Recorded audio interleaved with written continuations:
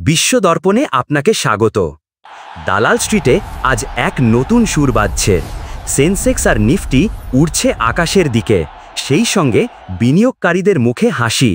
কিন্তু প্রশ্ন হলো, শেয়ার বাজার হঠাৎ এত খুশি কেন? উত্তর একটাই, জিএসটি সংস্কার।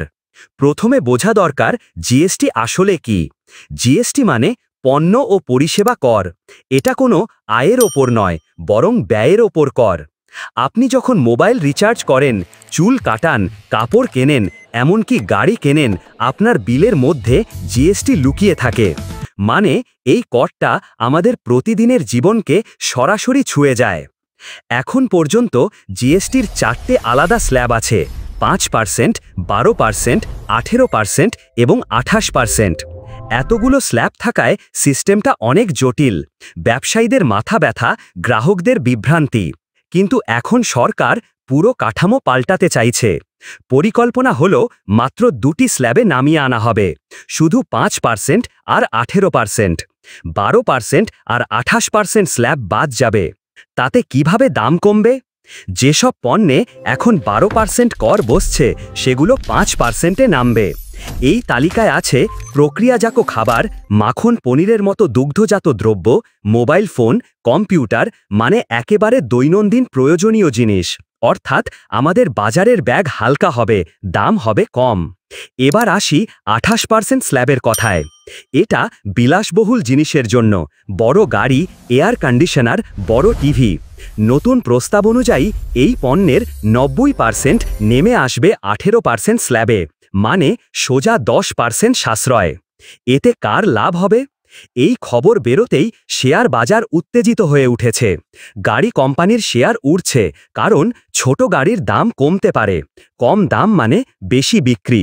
বীমা কোম্পানির শেয়ারও উঠেছে, কারণ বীমার প্রিমিয়ামে 18% জিএসটির বোঝা ছিল, সেটা 5% বা শূন্যে নামতে পারে। মানে স্বাস্থ্য বীমা বা জীবন বীমা নিতে মানুষের খরচ কমবে। অন্য কথায়, গ্রাহকরা সাশ্রয় করবেন, কোম্পানিগুলো বিক্রি বাড়াবে, আর বাজার পাবে গতি। তবে সবই যে মসৃণ হবে তা নয়। একটা বড় প্রশ্ন হলো সরকারি রাজস্ব ক্ষতি। আনুমানিক 1.5 লক্ষ কোটি টাকা বা প্রায় $17 বিলিয়ন আয় কমে যেতে পারে। এ ক্ষতি কেন্দ্র আর রাজ্য সরকার উভয়েরই মাথা ব্যথা। কারণ জিএসটির টাকা ভাগ হয় কেন্দ্র ও রাজ্যের মধ্যে। তাই সিদ্ধান্ত নেবে শুধু দিল্লি নয়, সব রাজ্যের অর্থমন্ত্রীদের নিয়ে জিএসটি কাউন্সিল। অক্টোবরে বৈঠকে বসবে এই কাউন্সিল। সেখানেই ভোটাভুটি হবে, আলোচনা হবে, কারণ সবাইকে মানতে হবে, না হলে সংস্কার আটকে যাবে। অবশ্য সরকারও কেবল কর কমানোর কথা ভাবছে না। তামাকজাত পণ্যের মতো ক্ষতিকারক জিনিসের ওপর কর বাড়ানোর পরিকল্পনা আছে। 40% পর্যন্ত জিএসটি বসতে পারে, অর্থাৎ সিগারেট বা গুটখার দাম বাড়বে। একদিকে স্বাস্থ্য রক্ষা, অন্যদিকে রাজস্ব ক্ষতি পূরণের চেষ্টা। এখন প্রশ্ন হলো, এই সংস্কার কার্যকর হলে ভারতের অর্থনীতিতে কি হবে? 1.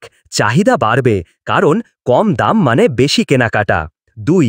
ভোগ বাড়বে, প্রতিদিনের পণ্যে কর কমলে গ্রাহকরা বেশি খরচ করতে উৎসাহী হবে। 3. শিল্প ও উৎপাদন বাড়বে, গাড়ি, ইলেকট্রনিক্স, ফুড প্রসেসিং ইন্ডাস্ট্রি বড় লাভে থাকবে। 4. বীমার প্রসার ঘটবে, স্বাস্থ্য ও জীবন বীমা সস্তা হলে বেশি মানুষ এর আওতায় আসবে। তবে একটাই দুশ্চিন্তা, রাজস্ব ক্ষতি।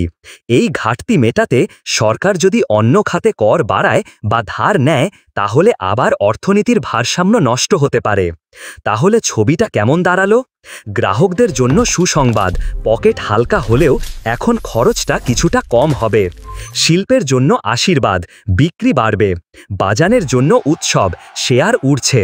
কিন্তু সরকারের জন্য বড় পরীক্ষা, এই রাজস্ব ঘাটতি কিভাবে সামলানো হবে।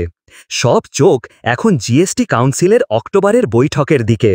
সেখানে যে সিদ্ধান্ত হবে, সেটাই ঠিক করবে ভারতের বাজার, শিল্প আর সাধারণ মানুষের ভবিষ্যৎ খরচের হিসাব। এ বিষয়ে আপনার মতামত আমাদের কমেন্ট বক্সে জানাতে ভুলবেন না।